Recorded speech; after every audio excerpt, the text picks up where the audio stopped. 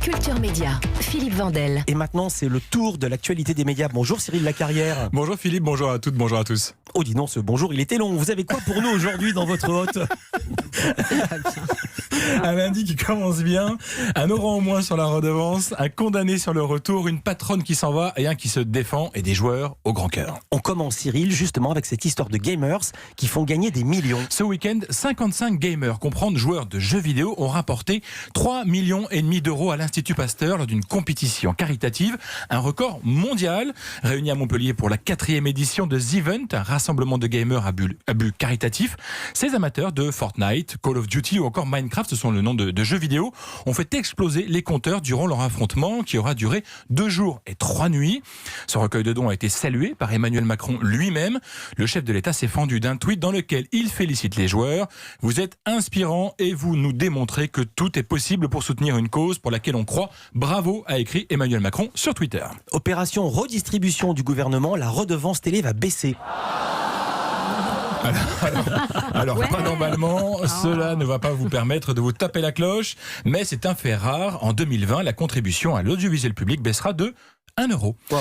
Ce n'est pas énorme, mais c'est tout de même la première fois depuis 15 ans que la redevance baisse. Elle est passée de 116 euros en 2008 à 139 euros cette année. Cela représente 25 millions d'euros en moins qui ne seront donc pas versés aux entreprises de l'audiovisuel public. De toute façon, soumises à d'importantes économies, elles doivent réduire leur budget de 190 millions d'euros d'ici 2022. Mise à la porte d'ITélé, Éric Zemmour va-t-il revenir par la fenêtre de CNews, qui est le nouveau nom de la chaîne? C'est en discussion, a répondu l'essayiste au Parisien, qui a révélé la possibilité de voir Zemmour revenir sur une chaîne qu'il avait donc écartée il y a 3 ans. Alors, vous l'avez dit, qu'elle s'appelait encore iTélé. Et ce sera un retour en pleine lumière, puisque selon le quotidien, Éric Zemmour apparaîtrait dans un débat quotidien sur CNews. Reste à savoir dans quelle tranche il serait programmé.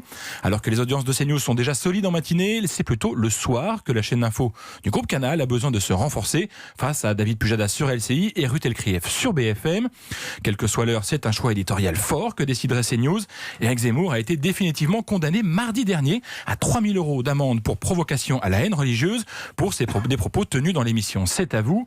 Un deuxième fait d'armes avec la justice après une première condamnation en 2011 déjà pour provocation à la haine. On lui doit une des unes de la presse people les plus marquantes de ces dernières années. Laurence Piot quitte Closer. C'est un nom que le grand public ne connaît pas forcément, mais dans le petit monde de la presse et pas seulement de la presse people, le nom de Laurence Piot est connu de tous.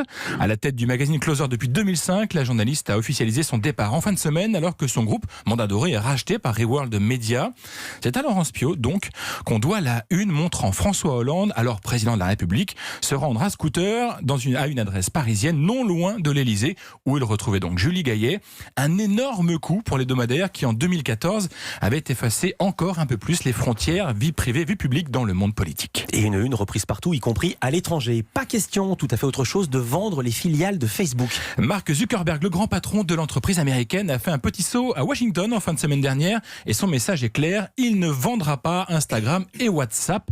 Reçu par Donald Trump puis auditionné à huis clos au Sénat, Zuckerberg a défendu son groupe Mordicus. Pas question pour lui de céder aux pressions, notamment aux menaces de démantèlement que lui promettent certains candidats démocrates à la prochaine présidentielle américaine.